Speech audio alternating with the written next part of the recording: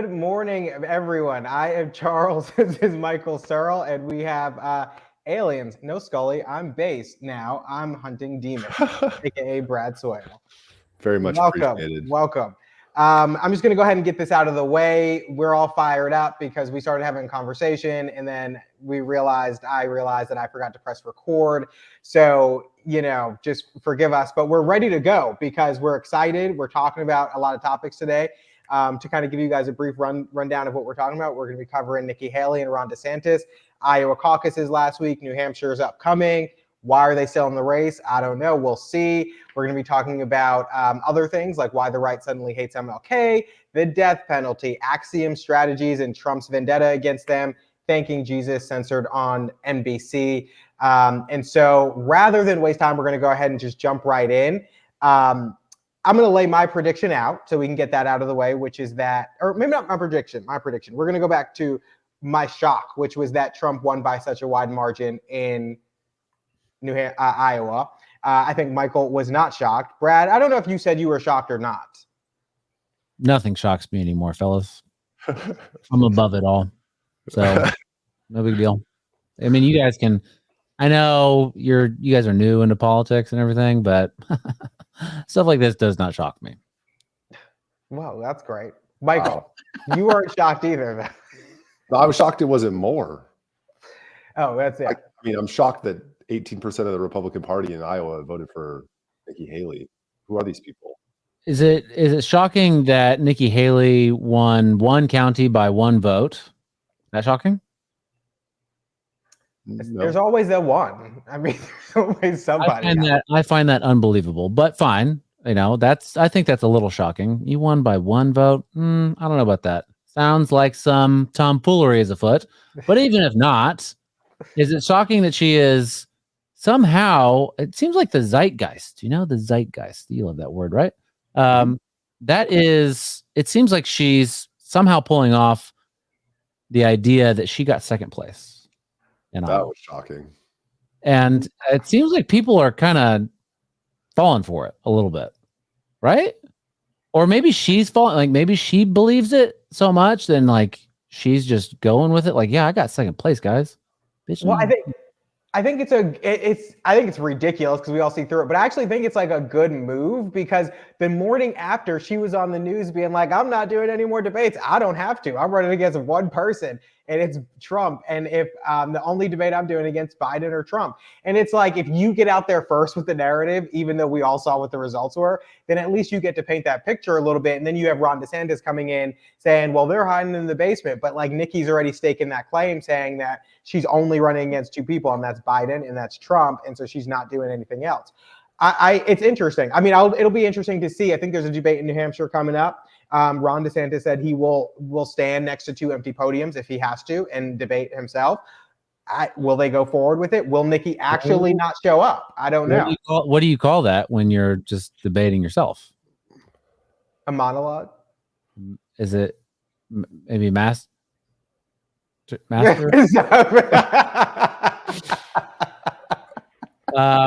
canceled that debate. Oh, did they? Yeah. They're not going to have that. There's a logical. You can create.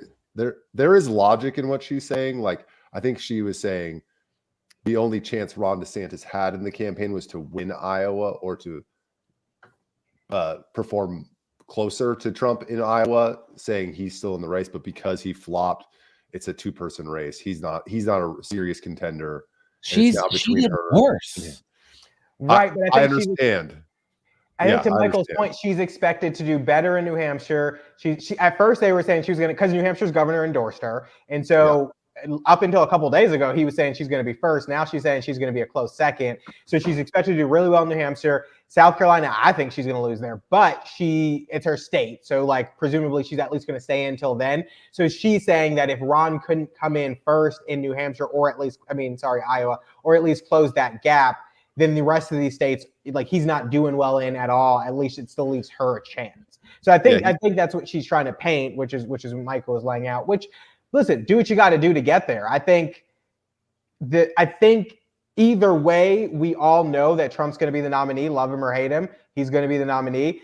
And they are all being led by one, their just desire to stay in this race, and is being fed to them by people who like them, but two, by consultants who want to make money off of extending the primary. I do think that is true to some extent because there's a lot of money involved, and politicians are very good at convincing people that they can win when they can't. It's like, just don't believe your lying eyes and all the polls and everything else. Believe me when I tell you that I got the fire in my belly to pull this off. So, Michael, when Charles so rudely did not record, you made an interesting point that maybe they were sticking. I asked, well, why are they even still, like, why are they still in it, right? And y'all, both of you sort of agreed to this, that they're just trying to waste Trump's money. Get him to spend a bunch of money. And I think that's an interesting idea. And it's not very, if you think red team versus blue team, and as fake as all that is, sure, we can, talk about that. And I think there's a solid argument behind that. It's not very red team of them to do that, to say, we're just going to stick it. We're going to do it out of spite for Trump, make him spend a bunch of money. That's money that, at the end of the day, maybe he ends up spending $100 million, and it's $100 million he couldn't spend in the general election. But if those two had to pick between, let's say it's Joe Biden and Donald Trump, and who knows, maybe it'll be Michael's favorite, Michelle Obama. That's $100 million that he can't spend beating the other team that they are supposedly also against. Are they that nefarious? Are the people involved with them that nefarious? Yes. And I would say you're missing a key distinction. It's not right versus left with Trump. For lack of a better term, dark MAGA. This isn't precise. It's establishment versus, it's the neoliberal neocon establishment versus anti-establishment populist forces that Trump represents. And Nikki Haley is, fully in the establishment camp. Ron DeSantis is straddling the line. So the people involved in their campaigns, sure, they don't care Republican or Democrat. They don't care if it's George Bush or Barack Obama, as long as the wars keep going and the money keeps rolling in, right? So the uniparty, those people are involved in Ron DeSantis's campaign, although to a lesser extent now, but certainly involved in Nikki Haley's campaign. Didn't we hear just the other day that Reed Hastings, the big Democratic donor, the Netflix guy, poured in millions of dollars into super PACs to support Nikki Haley, and he's ambivalent to whether it's Haley or Biden, but he has serious interest in it not being Trump. I completely agree. I mean, when you look at the people like the Reed Hastings and this, there are people who are of this caliber who don't fall into this category, but many of these people of this caliber do fall in this category. The Reed Hastings of the world, the Jamie Dimons of the world, they don't care if it's a Democrat or Republican as long as it's a non-threatening Democrat or Republican who's going to keep kind of business as usual going on, who's not going to be disruptive, who's not going to be, overly brash, who's just going to kind of keep the ship right for the time being and for them. And so I think, there is this, and it's the same reason that, the Republicans in DC and the Republicans and Democrats in DC have more aligned with each other than the Republicans in DC have with poor Republicans in rural areas, and the Democrats in DC have with poor Democrats in urban areas. I mean, their interests are not aligned. Well, you brought up Jamie Dimon. He's the JP Morgan CEO. He had some things to say about Trump. Do y'all want to listen to that? Sure. Yeah, sure. Let's play it. We've got this great hand, but when people say MAGA, they're actually looking at people voting for Trump, and they think they're voting, and they're basically scapegoating them that you are like him. But I don't think they're voting for Trump because of his family values. If you look, just take a step back, be honest. He's kind of right about NATO, kind of right about immigration. Mm-hmm. He grew the economy quite well. China virus. Tax reform worked. Mm-hmm. He was right about some of China. I don't like what he did. No, I said China virus. Yeah, I understand. He may have been right. And I don't like how he said things about Mexico. I don't like, but he wasn't wrong about some of these critical issues. And that's why they're voting for him. And I think people should be a little more respectful of our fellow citizens. And when you guys have people up here, you should always ask the why. Not like it's a binary thing. You're supporting Trump, you're not supporting Trump. Why are you supporting It's hard to hate Trump? 75 million of your fellow Americans. I agree. It's done quite and the Democrats have done a pretty good job with the deplorables, hugging onto their Bibles and their beer and their guns. I mean, really, Like, can we just stop that stuff and actually grow up and treat other people with respect and listen to them a little bit? Jimmy, And I do think the economy will affect. And I think this negative talk about MAGA is going to hurt Biden's election all campaign. interested. It's going to hurt Biden. That's Biden's whole election campaign. Yeah. Dark MAGA.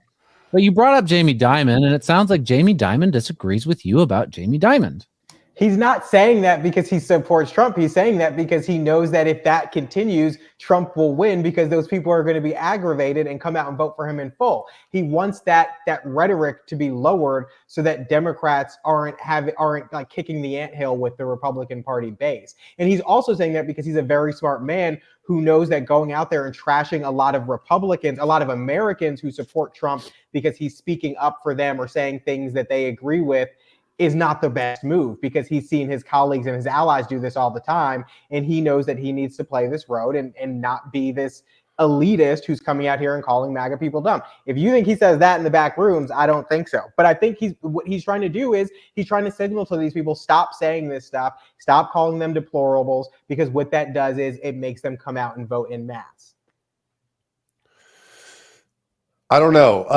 I'm less, I don't know what his motivations are. That seems like plausible that is his motivation. There's a couple other options I see. He could be having the Chamath Palihapitiya moment where he's like, Bless you. what?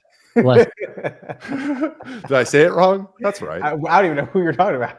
Oh, the All In podcast guy, the venture capital guy, Indian guy, probably left of center, big Biden supporter. He has this YouTube short that went viral.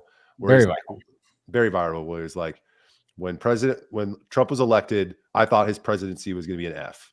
And now looking back, it's probably like a B-, because I agree with many of the policy things that he did. I don't agree with the rhetoric. So that seemed genuine. Or I think the likely scenario here is that the Wall Street goons and the establishment right are trying to work a deal for Trump's Veep. And they're saying, if we tone it down, will you take Nikki Haley as your vice president? I heard some very smart people today saying that Trump should take Nikki Haley as his VP. And I was kind of blown away. I was like, in my head, I was like, what? Huh? What? How can you like Trump and seems like they're diametrically opposed? And maybe you want that in a president and VP. I could understand the logic there. Maybe you want some, disagreement there. But Nikki Haley? Well, I think it would be an olive branch. No, it would be an olive branch to a section of the party that are never Trumpers. I don't know that it would necessarily work for those never Trumpers, but it would be the attempt of having an olive branch. It would be the attempt of having a female vice president. It's the same thing that Biden did with Kamala. I mean, she straight up called him racist and then asked her to be his VP because he wanted an olive branch to the Black community. I mean, and so I think it's an olive branch. But also in the past 2 days, we heard that Elise Stefanik was at one of the top I was going to say Democrat, a Republican from New York who is in Congress, and she was kind of part of that. What was the previous speaker's name? Kevin McCarthy wing of the party. I don't know how true it is that he's considering her or not, but I know it was reported in the past couple of days, which would also be an olive branch to that portion of the party. So is it outside of the realm of possibility? No. Do I think it's a great idea? Probably not. No, I don't like it. But one thing we have to always remember about Trump is Trump's a deal maker. He's always looking for a deal, art of the deal. So if the big money see, all the people behind the Trump or behind the Haley effort are like, you put her in your Veep spot and we'll calm down on all this money that's being spent against you. Would he make that deal? I would hope not. I would hate that outcome, but I certainly think those phone calls have been made, and I think he would consider it. It would certainly get the suburban woman vote. It would help bring them over to his cause, probably. But it also puts her one breath away from the presidency. And I think there's a lot of powerful people, Raytheon, Boeing, BlackRock, a lot of a lot of defense contractors with a lot of weapons that might, push them. They've run this play. They've run this play before. We'll just say exactly. I think they did it. We talked about it. Yeah. Right. Tell us. So what? Okay. JFK, Lyndon Johnson. The theory being they wanted Johnson to be president, and so they JFK. Lord. There's this very, not to segue too much, but there's this very interesting from the JFK assassination. His personal assistant retells the story of when they decided they were going to choose LBJ, and it was a conversation between RFK and JFK, just the two of them, and she said it was like they didn't want to do it, but they knew they had to make LBJ the vice president. Vice president. What was the reasoning there? Don't know. Okay. Well, interesting. I guess we're talking with a conspiracy theorist, Michael Searle. I'm just putting information out there. I'm not saying I believe it. I think what the government told us about JFK is true. Yeah, me too. Yeah. All right. Well, this was a great topic. I think this offers us. I really don't know if it's a segue, but we can talk. Hold on. Who's going to win? Who's going to win New Hampshire? And I want to ask, when do they drop? Like, what's the? I know. Okay, Trump. Sure, fine. That was a dumb question. I'm sorry. What is the? Nikki Haley. She's going to get second place in New Hampshire, right? Ron DeSantis gets third. Why doesn't Ron DeSantis drop out at that point? Is it really just? I mean, what's the calculus? Vivek dropped out. I think Haley wants to make it to South Carolina. I think Ron thinks that he can probably jump from Iowa to South Carolina, kind of skipping over New Hampshire a bit, not ignoring it totally, but maybe trying to make a play there. And then I would assume that if he comes in third in South Carolina, that would be it. If Haley comes in a close second in her own state, because I don't think she's going to come in first, then I think she probably tries to hold out a little longer. I mean, how many states can you just keep losing? There's only 3 states. Like theoretically, you could just stay in it and keep losing, and fine, I guess. But certainly, some of their calculus must also be that. I mean, we've talked about it before. Everyone that I've ever talked to that pays attention to any of this stuff is like, I think there's a really good chance that Trump's not going to be on the ballot, and Biden's not going to be on the ballot. That it's not going to be Trump versus Biden. Right. And the only way that Trump doesn't get on the ballot is because somehow the Democrats figured out a way to keep him off the ballots. The lawsuits work. And FBI, I know you're listening. I'm not suggesting that I want this to happen or that I have inside information. Someone kills him. Right.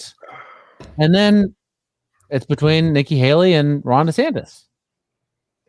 Yeah.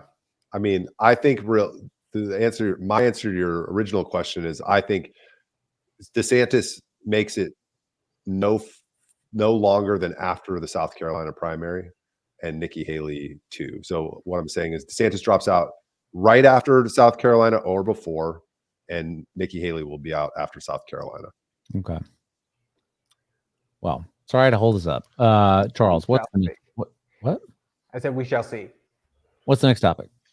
I think we should talk about the right and why they hate. I was going to say why they hate, but the right and MLK, because we've seen lately this push from some to disavow MLK and some of the things he has said or done, and maybe, I don't want to say rewrite history, but change the perception among the American public about MLK. We note in our piece that Kirk describes King as, quote, a bad guy. It's true. Can you guys see that video? Yeah. Oh, yeah. Great. And Kirk described very, very radical view that the country made a mistake when it passed the Civil Rights Act. Also true. As we note in the piece, Kirk has previously described Kirk as a hero and a civil rights icon. It's true. I used to be wrong. What inspired Kirk to shift his view on MLK? Why does Kirk think that MLK is a bad guy? When Kirk says that MLK says, quote, one good thing he didn't believe, what does he mean by that?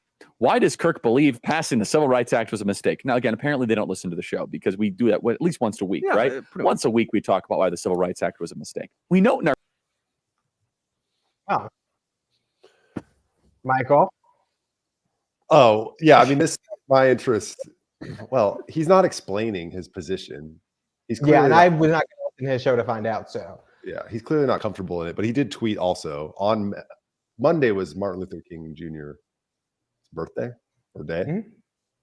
And he tweeted, which caught my attention. Who was MLK? A myth has been created and has grown totally out of control. While he was alive, most people disliked him. This is a very common argument about from his detractors, that people disliked him when he was alive. Yet today he is the most honored, worshipped, even deified person of the 20th century. Today we are going to tell the truth and explain how this myth was born. Happy Monday, with no explanation. Well, to his first point, I mean, we can run through the list of figures who were disliked when they were alive, only to be liked by the general public, only to be liked after their death. I mean, whether true or not, which, yeah, I do think a number of people dislike MLK. Even some of the people who worked with him said he was tough to work with. But I don't take that as a legitimate argument for his position today. But sorry, I didn't mean to cut you off. Go ahead. Yeah, I mean, Trump is disliked by a majority of people, and Charlie Kirk is a Trump sycophant. So how is that an argument? So I have found because I'm a big fan of MLK. And just so you know, if you think he put that there for this show, please go back and watch the other 13 episodes we've done. He put it there right before the first show, so he's been waiting for this topic. It was there long before that. And the criticism I get often is that he cheated on his wife, so it's the moral, which is true, but so did Trump. So that's not disqualifying based on Charlie Kirk standards, if we're using the Charlie Kirk standards, and that he was a socialist, which is also untrue. Those are the two things I hear from the right most often about MLK. So if those two things are untrue, what is the real reason? And I'm not really sure what the real reason is. Are you not sure? I'm not sure. Okay. Well, yeah. Go ahead. Go. Yeah. No, I think he's a black man, because he started a huge social movement that forced significant change in the country that at the time was opposed by Democrats. So I don't really get the politics of it. Doesn't really make sense to me. But my argument about JFK is MLK, is he planted the seeds, or at least watered the seeds of that America First stuff they're spouting today. The dude, in all of his speeches, and I went back and read a little bit so I was prepared for this, but the guy lionized the founding fathers. The way he talks about the documents that the conservative wing talks about all the time, he thought they were an inspiration. He was just like, we aren't meeting up to their standards. I'll see if I can find one of these quotes here that I wrote down. But so for the first thing is, he loved the Constitution and the country and the vision for the country. We just hadn't met it. That was his argument. He was fighting for freedom, which is he wasn't fighting for equity like the crazy leftists today. He was fighting for freedom, for people to be free, which is also something conservatives proclaim to be for. And then the third thing, he was anti-war. This guy's the most important anti-war activist in the history of our country. He said, there are three things I'm fighting against: racism, which existed, Jim Crow, terrorizing black people in the South. We largely stamped that out, right? Largely. It's still going to exist. It's always going to exist, but we largely stand that out. Second one, carpet bombing little brown people in Vietnam. We haven't dealt with that one. But even so, the MAGA movement is all about, why are we fighting all these wars overseas when we have all these problems at home? And then the third thing that I think, Republicans and conservatives can resonate with him is, dude was targeted by the deep state, probably killed by the FBI. So yeah. I don't really get, I know I'm going on a long rant. I don't really get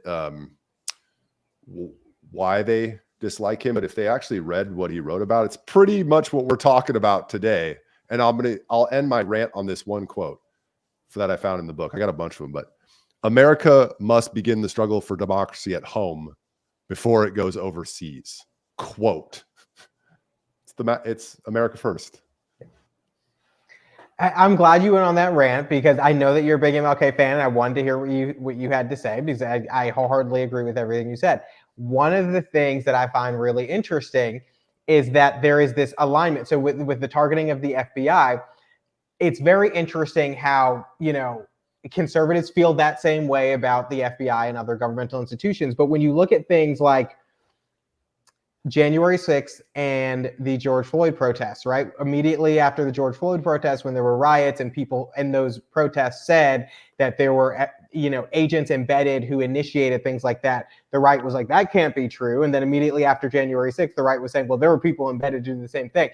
It's the same thing. There's this this narrative there where when one group of people says something, the right automatically wants to push back against it, despite believing inherently the same thing in many instances. They just feel a need to push back for whatever reason. Charlie Kirk previously praised MLK. At Turning Point USA events, he had pictures of MLK up there. I mean, he's referenced him saying he was a great civil rights leader. Yes, you can change your position on things, but you should probably go into great depth into explaining why you're changing such a position like this. And then the same thing with the right with the DEI thing. Everybody hates DEI or hates, kind of forced inclusion, but yet Charlie Kirk and TPUSA launched Blexit, and conservatives loved Blexit because it meant that we were going to get black people to vote Republican. But now we don't want to talk about that. And we don't want to talk about identity politics anymore either. But only when we're talking about the percentage of Latinos that are actually voting Republican, or how we're going to use our messaging to get into black communities. But outside of that, we can't talk about identity politics. And so it's this back and forth, and it's not an honest or thoughtful position. It is just kind of reactionary to what they feel is the woke left. And they're kind of twisting their beliefs to oppose that and ignoring a whole host of things that we should not be ignoring. And so it's incredibly frustrating to watch. I would say, I mean, was MLK, they say he was a communist, he a serial philanderer, the Civil Rights Act, and would he be supportive of DEI and all the other stuff? I don't know. I don't know enough. I don't have a picture of MLK on my wall. I'm sorry, Michael Searle. Or should I be saying sorry, Charles? I don't know.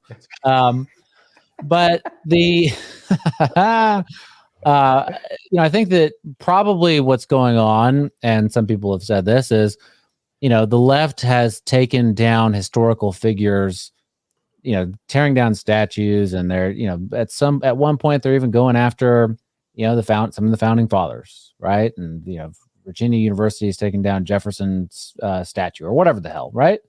And so this is sort of a response. Okay, if you want to play by that game, and we're going to, make people live up to the standards of today when they lived in a totally different time, then this is what's going to happen. We're going to take down people like MLK. I don't think it's a smart move. I think it's dumb. I don't know if like I said, I don't know if he was a communist. I think it's established that he was a philanderer. I don't really give a shit. Fine. All right. He cheated on his wife. That's not cool, but whatever. The civil rights lead to some pretty crazy stuff, like trans people in bathrooms. Yeah, kind of. It seems like it. But this is not. This is a weird thing to fight.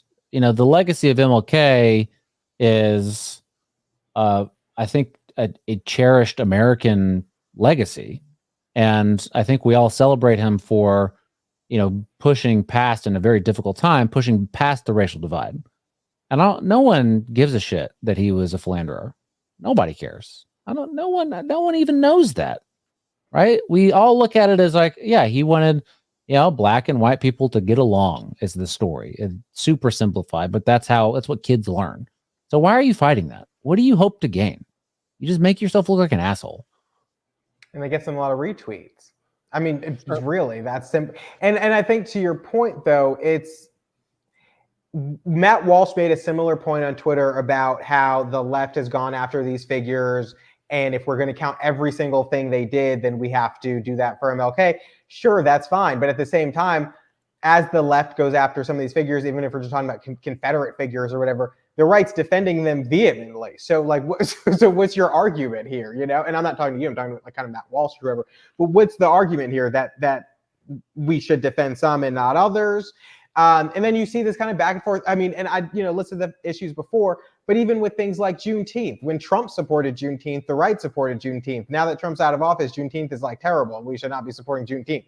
Lift Every Voice, which has long been considered the quote unquote Black national anthem, as far as, well before I was born, but as from the moment I was born, I knew that is now an issue, because suddenly it's like, how dare Black people have a national anthem? And that's not even like effectively what it means, but it's reactionary to what they deem, I guess, as an erasure of their culture, I guess. I don't know, or just reaction to the wokeism. But it's not thoughtful, and that's the frustrating part. If you had a thoughtful argument to oppose some of this stuff, okay, but how can I have a conversation when all you're doing is reacting to stuff, which you often say the left does because they care about feelings more than facts, but now you're doing the same thing. Well, I will say, if he was a communist, then I could maybe understand getting behind, all right, this is not a great person to celebrate. But you brought up the Black national anthem. Yes. Now, I don't know if you know this, Charles. I'm not Black. I know, surprising. It surprises most people when I say that. I'm caught off guard. And it surprises Black people the most. Color me shocked. So I educate me, because I remember the controversy somewhat recently of the Black national anthem. I genuinely had no idea. I haven't looked into it, but it really is that old? Oh yeah, the song is from 1870 something. It's a very old song, and it's a hymn. So it's very old, but yes, and it goes way back. Any Black church in this country will sing it. You will hear it, maybe not every Sunday, but you will certainly hear it, and you will certainly learn every word to it. And essentially, it's just kind of like a freedom anthem that encouraged Black people to push back against the oppression of that day, and of today as well. But it was uplifting, and it was encouraging, and something they used to rally around. And so it became the Black national anthem because Black people embraced it. So, but yes, to answer your question specifically, yeah, it's that old. I can't remember. Well, I'm sorry to interrupt. They play it. You're a Black kid going to a Black church. You hear it from from when you're very young. Do they describe it as the Black national anthem, or do they describe it as something else? Like, is that a term that's always been used? It is a term that's, it's actually, it was originally called the Negro National Anthem, but yes, Black National Anthem is the term that has often kicked off YouTube. What's that? You're trying to get us kicked off YouTube. Is that a bad? I'm confused about that, and I think Negro. You don't call someone that, of course, but no. Is it a bad word? You're going to ask? Yeah, it's a bad word, right? I know that if I called someone a Negro, can I call Michael a Negro? You shouldn't call anyone that. But... Right. If I called someone that, I understand that that's a bad word, but I don't, or derogatory and everything. Obviously, I think that's obvious. But in these situations where it's like you're talking about, I don't know, the Negro national anthem, like, is that something that's offensive? I genuinely don't know what to say in those situations. Right. So Negro was a better, more polite or delicate way of saying colored person. So like colored person was offensive. So then Negro came around. And so you had the Negro baseball league, the Negro national anthem, things like that. But since we've moved on, now, I don't know, Black person is what Negro was to colored person, if you will. Sure. And so you don't use it anymore, but yes, in reference to things like the Negro National Anthem, but we call it the Black National Anthem now, or, the Negro League, you could say that, but you wouldn't call someone that. Yeah, naturally. I don't I know you wouldn't. I'm just... Yeah, I don't want the listeners to think that Brad's walking around calling people Negroes. That's not happening, and I've never done that, but I can't remember the context where I asked Ora Houston the same question, but I didn't know. I don't know when that, whatever. Okay. That answers my question. Thank you. Yes. But yeah, so going way back, it's been the song, and conservatives took issue with it in 2020, 2019, after having it be around since I did Google, it's 1871, and has been called that since, I don't even know, they don't have a date. 1917 is when it was dubbed the Negro National Anthem. So since 1917, it's been called that. Every single Black person knew that. But I guess conservatives found out 3 years ago, and it became a huge issue. Mm.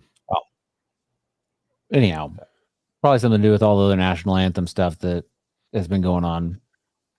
Yeah, That it became an that's, issue. you guys, that was a compelling explanation from both of you about why it's become an issue. The MLK has become an issue on the right. It's just reactionary. That makes sense. I always look at these things so logically. I'm like reading the dude's words. I'm like, what's wrong with what he's saying?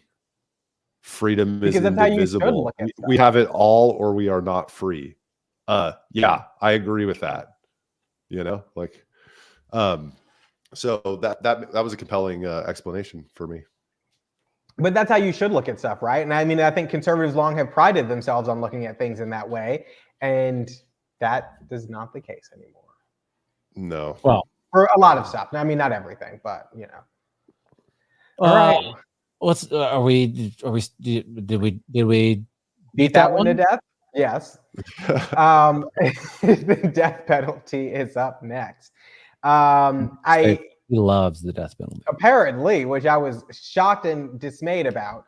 Because you did not pick up on that joke during the text thread. So I sent for the listeners, when we were talking about topics, I sent a text with the link to the first person being executed with was it nitrogen or dioxide? Yeah. I don't know what it was. And Michael was like, I love that, but he meant as a topic. And I was like, you love the, and then like, I was like, you love the death penalty. I never would have guessed. And I guess you just like didn't see that text because you kept talking. It was just like, oh, I thought I responded to that, but maybe you did. No, maybe I might have missed it. But I know you don't love the death penalty. I understand. No. I can explain my position on the death penalty in less than 30 seconds, and then we'll be interested to hear what you guys say because it's very clear cut to me. Until we can ensure that no innocent person is ever put to death, I do not support the death penalty. Next. Round of applause.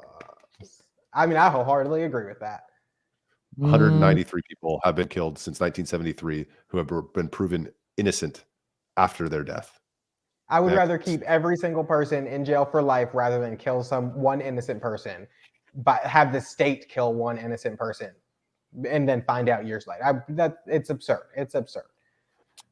And also, like, I'm pro-life from, you know, life till death kind of thing. So but. I think that's kind of a crazy standard. Not in like you're a crazy lunatic. I think it's a unattainable standard, and that, I mean, there are cases where you know that someone did it, right? There's video evidence. They did it. They admit to doing it. And, you know, do they deserve the death penalty? I don't know. A child rapist goes on this is extreme, right?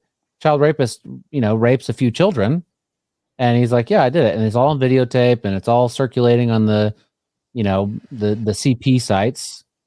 That's child pornography and it's called Instagram. And you know what that person says, yeah, I did it and I'm going to do it again. Like this is right. So, but we know he's not innocent, or she. Never know. Well, figure out how to write that into law. Where if you have video evidence of the act and it qualifies for death penalty, then you can put them to death. I don't know how you write a law that says that. That's why, because we have our jury. You know, our judicial system includes being convicted by a jury of your peers, and human beings are not perfect, and sometimes they get things wrong. And prosecutors have endless resources to put people in jail, and the people who are themselves don't have the same level of or same access to resources, so they don't put up good defenses, and people who are innocent get put to death. And if that exists, I don't support the death penalty. I'm not saying that the theoretical child rapist that you just laid out doesn't deserve to die. I think they do. But if, again, the point I made, his death is not worth the life of an innocent person for me. Sure, that's fair. Yeah. Okay. Yeah. I mean, that's where I'm at. I just think you have too many examples of just horrible examples of people being, especially going back in the day. I mean, it doesn't happen as much anymore in terms of like, there's a kid, was a child named George Stinney in South Carolina. He was a 14-year-old black boy who was given the death penalty. I cannot remember the crime he was accused of. Here we go. I Googled it. 14-year-old black boy accused in 1944 of murdering 2 young girls. He got an unfair trial and they put him to death later, exonerated. I mean, That's an extreme example, but I think too often today we still have examples of people who either are claiming innocence or are innocent and will be found actually innocent at some point, and it's too big of a risk. I mean, even look at the Central Park Five. I mean, I don't know. Until you can write it explicitly into law that unless you've got video evidence and admission of guilt or XYZ, then I have a hard time getting behind it. Yeah, I'm not a fan of. I'm not like some sort of like rah, let's kill them all, go state, let's murder a bunch of people. I don't want innocent people to die either. But there's always those cases where you're like, yeah, okay, if this guy gets the death penalty, I'll be all right. But if it means, like you said, if it means all right, so you have to make sure that no innocent people get it either. Well, then I guess I'd rather not have the death penalty. Wow, you're right on an issue for I can't believe this. What the fuck did you I'm just very say? persuasive. I'm very persuasive is actually what we just found out there. Should we talk? The last episode, you said you were right all the time. So this is what you get. You said you were never wrong. And so I have to give it to you after this time. I don't understand. I that still is true. So the next topic is man arrested for threatening the Speaker of the House. Death penalty. Get him, boys. There he is. So so it's interesting. So this guy, and I don't know. So I sent a text to you guys about this story. Orange County. Yes, an Orange County man arrested by special agents from DPS after making threats against House Speaker Dade Phelan. Dade Phelan, I don't know if he lives in, but certainly represents Orange County. And so this man was arrested in Bridge City after a terroristic threat, which is a felony offense. Now, someone had posted a post from this individual on Facebook, and I'm not exactly sure if this is the post that spurred his arrest, but I assume it is because it's a long rant. But at the end, I'm not even gonna. I don't know. I can't go to jail for reading this, right? Like I don't think so. Okay. At the end, it says, it's about hello, gender modification. Yep. He's saying it right now. Yeah, it'll be on YouTube later. So just you subscribe. Good. Okay, you're a subscriber. Perfect. All right. Yep. The post is about gender modification in general, and towards the end of it, he says, "Ain't nobody protecting the kids and giving them a voice. I am right now. One shot, one kill, 2,500 meters away, 0230 in your right temple." Taking out that. I don't know what that means. AI? AI, musky, Jim sock, smelly cat. I don't. It's crazy. Like the post is crazy. So I don't know if that is the post, but I'm going to assume it is. That's what I've seen as the post. Now there is one part, and Michael texted in the thread that he was spitting fire when he referencing he didn't. No, he didn't. This part of the letter. Michael's really excited about it. In defense of Michael, he did not say that. Well, maybe he texted me individually. He said, men's rights and mental health have quote unquote advocates and have for years to no avail. Why? And Michael really loved this part. Women been bitching for more because God doesn't provide enough. No, look at Eve. They still ain't satisfied. And they have now made men so weak they don't even know how to lead anymore. Now, Michael, can you explain why you think he was spitting fire, quote unquote? The funny thing about crazy people is am I going to say this? Yep, I'm going to say it. There's always a tiny grain of truth in there. Always. That's what makes them compelling. So yeah, he's pissed about gender modification. He's pissed about less masculine men, all things that are true. Everything else he goes, where else he goes with it, including his rant at the end. Like this guy's sick. Oh, and I don't know that arresting him was like, what's that going to do? You're going to put him in jail for a couple of days and then what? Like he's going to be less angry at Dade Phelan. Right. Well, I mean, he's going to shoot him in the temple, right? But he's not. You're not going to. Yes, that's what it says. But he's not going to jail for life. So, he's obviously a crazy person. He also seems to be a flat earther, which I think you agree with wholeheartedly, Michael. And I mean, the post is written in 50% all caps. So like that's your first sign.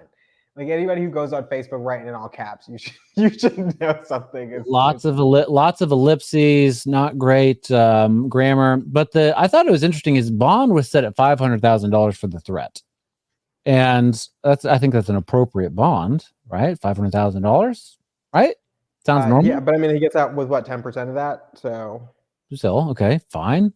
But I mean, it kind of seems like there's people that get out like that are like have already committed like real crimes against other people. They get out for, a lot less, right? Yeah. Their bonds are set at 0 or whatever, like a personal, or whatever it's called. They can just say, yeah, I'll be back. I don't really get, you okay there, Michael? I don't really get why. Is it because it's an elected official? Like that's. Of course it is. They're a protected class. Not like legitimately, but in our system, yes. So that is legitimately. No, I mean, like not in statute, but like, I mean, yes. If just like if you put a threat to the president on Twitter, just like,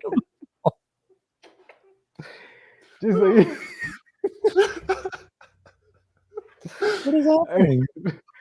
I don't know what he's laughing at. I just assume it's when you guys talk seriously. I'm just gonna mute myself for a few minutes. I thought he was just laughing because you said that he said that this guy was spitting. And I still haven't heard an explanation from Michael as to why he thinks he was spitting fire, but he's got to catch his breath first. But no, I think if you tweet something about the president, listen, agents will show up at your door. I've been threatened on Twitter like many a time, and no one has showed up to help me. And so, yes, like they are a protected class in that sense. And so, yeah, that's why he's, in jail. Well, he might not still be in jail. Who knows where he is right now? Well, didn't somebody who threatened AOC get arrested too? Like this is, I think I remember. I think the FBI a couple of years ago showed up at the door of somebody who had posted something about AOC on Facebook. I'm a little, obviously his message was clearly a threat and kind of hilarious. And that's why I'm laughing. But I get a little uncomfortable with cops showing up people's doors for what they post on social media. Not to say that in this case it's not warranted, but setting the precedent where like the cop can show up at your door because of something you post on social media, and then the discretion becomes in the hands of the state. That makes me a little uncomfortable, but in this situation, it seems to make sense. Well, if that makes you uncomfortable, then you shouldn't be supporting Nikki Haley, who said that everyone should be associated with an account and their name should be on it, or they will go to jail. Michael, stop supporting Nikki Haley. God, how much do you own? As we've been on this podcast, 2 things related to Nikki Haley. One, I got a text from Never Nikki on my cell phone. Rand That's Paul. Rand Paul wrote that text. You know that, right? Yeah. And then my friend who's a listener and a subscriber texted, and he just put Nikki Curious in a laughing face. Hilarious. Because we called Charles Nikki Curious. Yes, even though I was never a Nikki Haley fan or Nikki Curious. But, it is what it is. Now we know because, of the tweet thing that Michael no longer supports Nikki Haley, that she isn't, because she wants people associated with their Twitter accounts. But. Well, Nikki Haley also came out news broke today that she's had several affairs, or allegedly had several affairs. Cheated on her husband with I want to say it was before she got elected to governor. I can pull it up real quick, but Nikki Haley did cheat on husband Michael, had affairs with her comms consultant. And a married South Carolina lobbyist before she became governor, sworn affidavits and new witnesses claim. Now, comms consultants can have affairs. That's who reported this? Daily Mail. Rightwingnews.net. Daily Mail is nationalfront.com. I don't know. Are they credible? 2 men have said that they had affairs with her sworn affidavits. I mean, maybe don't talk about that publicly. Ugh, gross. Just hide that shame. Oh, their names are here. Uh-oh. Charles Blain and Larry Who's okay? I don't know Larry Merchant, but I think I know Charles Blain. Who is Larry Yeah. Merchant? One Anyway, of the guys that was there. well, so yes, so he's in jail, and we'll see what happens. That kind of is a smooth transition to our next topic, which is Trump attempting, to blacklist Axiom Strategies because of their work with, or particularly, I guess, Jeff Roe's work with Governor Ron DeSantis. Previous, because he has since left. I remember a couple months ago there was the whole thing about kind of infighting between the PAC and the campaign and stuff, and so he's no longer there. But Politico, I don't think Politico broke this story. I think it might have been a Washington Post story or something. But Politico has, it's an open secret that candidates who want to stay on President Trump's good side should not hire Axiom, said one of 4 people, an influential Republican strategist who is granted anonymity to speak candidly. They are enemy number 1. It would have been stronger if he said public enemy number 1, because that's the saying, but it's okay. But yes, so what do you think about that? I mean, it's not surprising. This is kind of straight out of Trump's playbook. If you're with him or you're not, it's pretty clear. Yeah. So yeah, I mean, what do you guys think? Do you think it's, given he is still so popular and has such a hold on the party, I mean, how much damage do you think that could really do?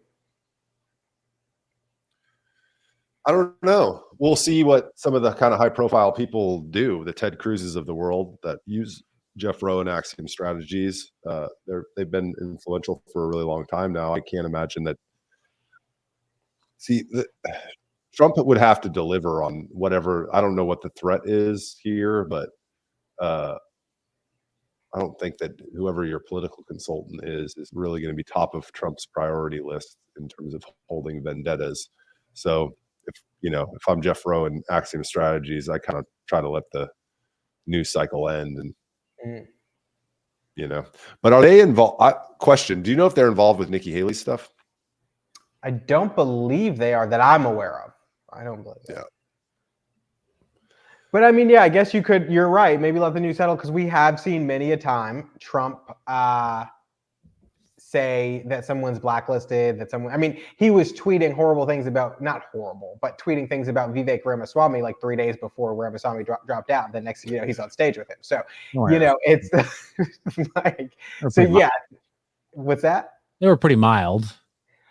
Correct, but I mean, from one, I don't even remember what he said. To be honest. Yeah, that's the thing. I don't know. I don't think it was kind of like, I think it was something about Vivek was talking. The video came out of Vivek talking to a potential voter and saying, to save Trump, you got to vote for me, right? They're going to come after Trump, and I'm the basically. I think whatever. I don't care. It's stupid. It's whatever. It's a politician talking to I think what he's saying is, I will pardon Trump, and Trump, they're going to go after him, and they're not going to let him win. They're not even going to let him be on the ballot. But if you vote for me and you like Trump, I'll pardon him. I think it's the right thing to do, whatever, right? And I think he's like, Donald Trump said, it's kind of a snake move, whatever. I don't care. But yes, I found it. You're right. It is pretty mild. He says, very sly, but a vote for Vivek is a vote for the other side. Don't get duped by this. Vote for Trump. Don't waste your vote. Vivek is not MAGA. Save Trump. Vote for Vivek. So mild, sure. But the awful things he said about Ted Cruz, and now Ted Cruz is very Trump. Very Trump. Trump is quick to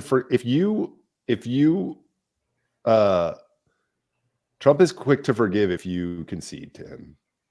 That's what I was saying on our last show about Ron DeSantis. Like, if you just got out and endorsed Trump, like, I think Trump would be buddies with him, and within a couple months. Once you kind of give in to Trump's will, he will embrace you. But so back to the topic. It says here at the campaign event in Iowa last week, Donald Trump accused Roe of trying to prolong the Republican primary so he could enrich himself at the expense of the campaign. Basically what we're saying in segment 1, that, well, actually what you were saying, Charles, is that these consultants, Jeff Roe types, are prolonging it to make money. And that's essentially what the Trump team is saying. Axiom Strategies responded and said, well, this firm has elected more conservatives to office than any other firm in the nation. Answering President Trump's call for unity on Monday night, we're going to change the country for the better by electing conservatives. Well, I mean, I guess in the end, that's what matters, right? Is electing conservatives. If they did anything. If they did anything, right? How many times are we going to fucking strongly worded letter? Jim Jordan sending out a tweet with a strongly worded letter about what is it? The feds are investigating like Zelle transfers with MAGA or Trump in the comment, and Cabela's purchases and stuff like that. Bibles. This is strongly worded. Like, okay, fine. They're doing shitty stuff. What? Okay, what are you gonna fucking do about it, Jim Jordan? Send a letter. Send another letter? That'll do it. That'll do it. That Joe Biden is doing the student loan forgiveness, even though the Supreme Court and Congress have both said, the Supreme Court said it's illegal. Congress is saying no, and Biden's just doing it anyway. Okay, well, what are you doing, Republicans? You're going to write a neat little letter with your little letterhead on top? Cool. What's Probably. the point of electing? What's the point of electing conservatives at this point? So they could issue statements. Oh, so we can get riled up on our show? Yes. So that they can slow the downward trajectory. It's progressivism driving the speed limit, as Michael Malice likes to say. Yes. And I can't think of a better analogy. Republicans, not necessarily conservatives, but sure. They come in all shapes and forms. There's good ones, there's bad ones. There's more bad ones than there are good ones, as we know. Yeah. Well, last topic. So the National Broadcasting Company was interviewing CJ Stroud. Well, a reporter on the National Broadcasting Company was interviewing CJ Stroud. You're talking about NBC. I'm sorry? NBC. Yes, NBC was interviewing CJ Stroud, and they cut off his thanking of Jesus towards the end of his interview. And so we've got the interview. It's very, very short, so we can take a look at that. Let's see. Being in this city for as short as I've been. Oh, it's not playing. There's no sound. I don't know why. Anyway, so we don't have the interview. Why not? Here we go. I got it. Sorry. 1 second. Here we go. Being in this city for as short as I've been. But first and foremost, I just want to give all glory and praise to my Lord and Savior, Jesus Christ. I mean, it's been amazing. In your first NFL season and a record-setting performance for you, what does this moment mean? I mean, it's been amazing being. Okay, so they like straight up cut it off, like in the front end. Yeah. Like not even at the end, like we got to cut for time. Like, no, we're going to cut this out. That's crazy. He says, I want to thank my Lord and Savior, Jesus Christ. And then he goes into the city embracing him and how thankful he is for that. And they just cut out I want to thank my Lord and Savior, Jesus Christ. They just cut it out. That's crazy. That's great. And to think that no one's going to notice, or that he's not going to notice. Well, it's the same as feeding the koi fish in Japan with Donald Trump.